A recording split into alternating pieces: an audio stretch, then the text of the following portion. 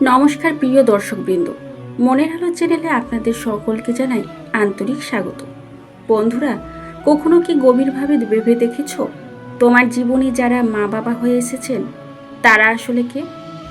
প্রশ্নটা শুনতে খুবই সাধারণ মনে হতে পারে, কিন্তু এর উত্তর অত্যন্ত গভীর, রহস্যময় এবং আধ্যাত্মিক। আমরা সাধারণত মনে করি মা বাবা মানে সেই মানুষ দুজন যাদের মাধ্যমে আমরা এই পৃথিবীতে এসেছি, কিন্তু সনাতন ধর্মের শাস্ত্র, বিশেষ করে গরুড় পুরাণ, আমাদের সামনে এক ভিন্ন সত্য তুলে ধরে। আজকের এই ভিডিওতে আমরা যা জানব, কেন তুমি এই নির্দিষ্ট পরিবারে জন্ম নিলে, কেন কোটি কোটি মানুষের মধ্যে এই দুজনই তোমার মা বাবা হলেন, কেন কোটি কোটি মানুষের মধ্যে এই দুইজন তোমার মা বাবা হলেন।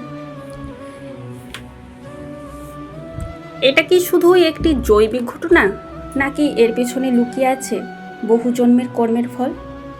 ভিডিওটি শেষ পর্যন্ত অবশ্যই দেখবে, কারণ আজ হয়তো তোমার জীবনের সবচেয়ে বড় রহস্যের উত্তর পেয়ে যাবে। প্রথমেই একটি বিষয় বুঝে নাও, এই পৃথিবীতে কোনো সম্পর্কই হঠাৎ করে তৈরি হয় না। প্রতিটি সম্পর্কের পেছনেই থাকে কর্মের হিসাব। তোমার জন্ম, তোমার পরিবার, এমনকি তোমার মা বাবাও তোমার পূর্বজন্মের কর্মফলের অংশ। শাস্ত্র বলে আত্মা এই পৃথিবীতে জন্ম নেয় তার কর্মফল ভোগ করার জন্য, আর সেই কর্মফল সম্পূর্ণ করার জন্যই সে নির্দিষ্ট কিছু আত্মার সঙ্গে পুনরায় মিলিত হয়। সেই আত্মারাই এই জন্মে তোমার মা বাবা হয়ে আসে। একবার শান্ত মনে ভাবো, কেন তুমি এই পরিবারেই জন্ম নিলে? কেন বিশ্বের অসংখ্য দম্পতির মধ্যেই এই দুজনই তোমার জন্মদাতা হলেন? এটা কি নিছক কাকতালীয়, নাকি হাজার হাজার বছরের কর্মের অদৃশ্য হিসাব? গরুড় পুরাণ বলে তোমার জীবনে যারা মা বাবা হয়ে এসেছেন তারা আসলে তোমার জীবনের কোনো না কোনো ঋণ পরিশোধ করতে অথবা আদায় করতে এসেছেন। এই সম্পর্ককে বলা হয় ঋণানুবন্ধ। ঋণ মানে ঋণ, আর অনুবন্ধ মানে সম্পর্ক। অর্থাৎ যে আত্মার সঙ্গে তোমার কোনো কর্মের ঋণ বাকি আছে, সেই আত্মাই আবার তোমার জীবনে ফিরে আসে। এবার জানো, গরুড় পুরাণ অনুসারে মা বাবা 4 ধরনের হতে পারে। প্রথম প্রকার, পুণ্যফলের মা বাবা। এরা সেই আত্মা যাদের তুমি পূর্বজন্মে নিঃস্বার্থভাবে সেবা করেছিলে।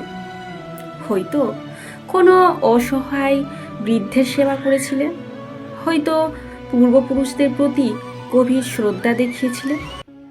সেই পুণ্যের ফলেই তারা এই জন্মে তোমার মা বাবা হয়ে এসেছেন। এরা সন্তানের জন্য নিজের শখ স্বাচ্ছন্দ্য বিসর্জন দিতে প্রস্তুত থাকেন।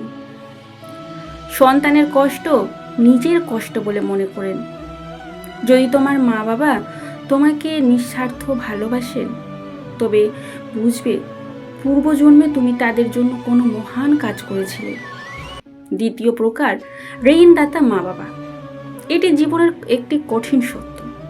গরুড় পুরাণ বলে, যদি পূর্বজন্মে তুমি কারো অর্থ আত্মসাৎ করে থাকো অথবা কারো ঋণ শোধ না করে থাকো, তবে সেই আত্মা এই জন্মে তোমার মা বাবা হয়ে আসতে পারে।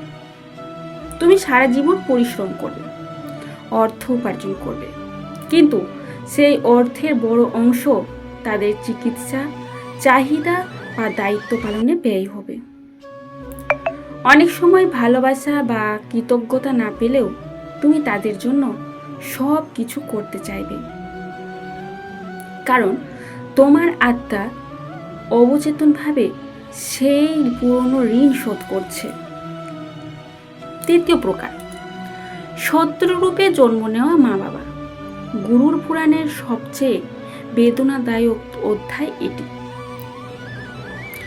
অনেক সময় দেখা যায় কিছু মা বাবা সন্তানের প্রতি অকারণ রাগ, অবহেলা বা নির্যাতন করেন। আবার কিছু সন্তানও মা বাবাকে শত্রুর মতো আচরণ করে। কেন এমন হয়?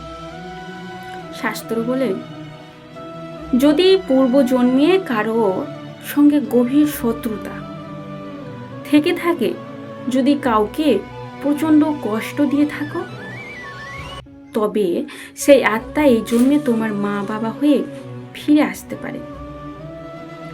এই সম্পর্ককে বলা হয় বৈরানুবন্ধ। তারা তোমার জীবনের প্রতিটি পদক্ষেপে বাধা হয়ে দাঁড়াতে পারে, তোমাকে অপমান করতে পারে, তোমার অগ্রগতিকে থামিয়ে দিতে পারে। কিন্তু মনে রেখো, এটিও কর্মেরই ফল। চতুর্থ প্রকার, নিরপেক্ষ মা বাবা। এরা সেই আত্মা যাদের সঙ্গে তোমার পূর্বজন্মের কোনো গভীর সম্পর্ক ছিল না। তারা তোমাকে জন্ম দিয়েছেন, লালন পালন করেছেন, কিন্তু তোমার জীবনে তাদের প্রভাব খুব বেশি নয়।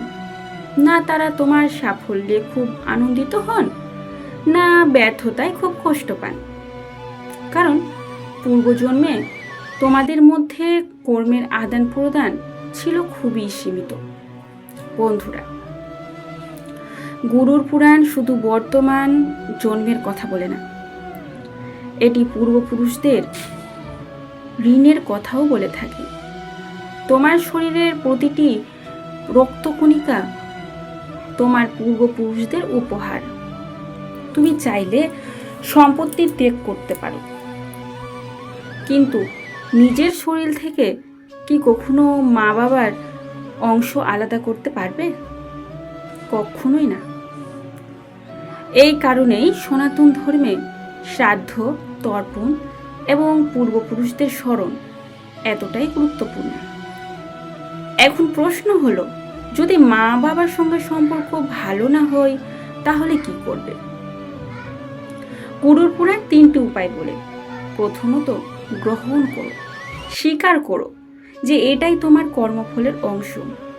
দ্বিতীয়ত, ক্ষমা করো। ভাবো, হয়তো এই কষ্টের মধ্য দিয়ে পুরনো কর্মফল শেষ হচ্ছে। তৃতীয়ত, নিজের ধর্ম পালন করো। তারা যেমনই হোক না কেন, নিজের কর্তব্য থেকে সরে যেও না, কারণ প্রতিশোধ নিলে সেই কর্মের জাল আরও জটিল হয়ে যাবে। বন্ধুরা, আজকের এই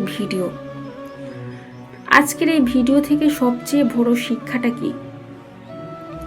তোমার মা বাবা হয়তো তোমার জীবনের সবচেয়ে বড় আশীর্বাদ, অথবা তোমার মা বাবা তোমার জীবনের সবচেয়ে বড় পরীক্ষা।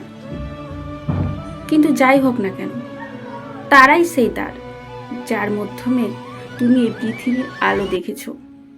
তাদের দোষ খুঁজে সময় নষ্ট কখনোই করো না, বরং তাদের মাধ্যমে পাওয়া এই মূল্যবান জীবনকে অর্থপূর্ণ করে তোলো। আজ তুমি তোমার আচরণের মাধ্যমে আগামী জন্মের ভাগ্য তৈরি করেছ। তাই যতদিন তারা তোমার সঙ্গে আছেন, তাদের সম্মান করো, ভালোবাসো ও কৃতজ্ঞতা প্রকাশ করো।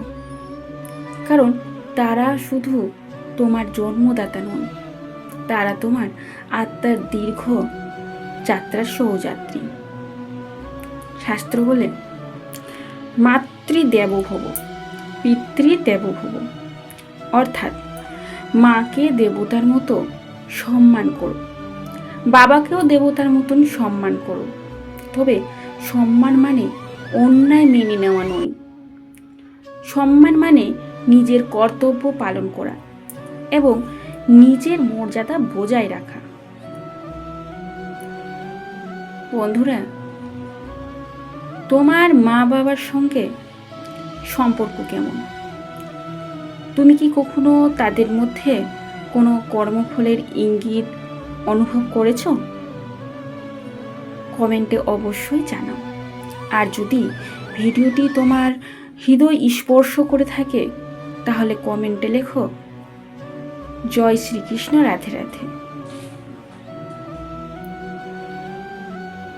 আর ভিডিওটি ভালো লাগলে লাইক, শেয়ার এবং চ্যানেলটি সাবস্ক্রাইব করতে ভুলবে না।